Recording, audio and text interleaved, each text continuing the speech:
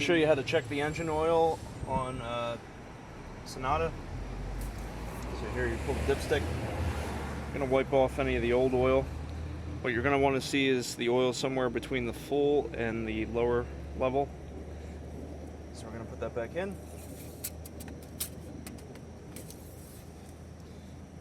This is warm, so it's a little bit high, but it's above the full, so we're good. You don't want to go too high. Note, these engines do burn oil.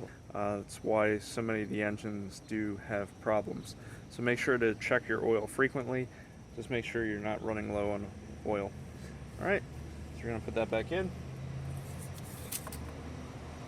If you were low on oil, what you would want to do is come up here and undo this cap for the oil. And this one will give you, check your owner's manual, but this is 5W20. You can just place that back in. You should hear it click when it's in place, and then you're good to go. Alright, well, thanks for watching. Have a great day.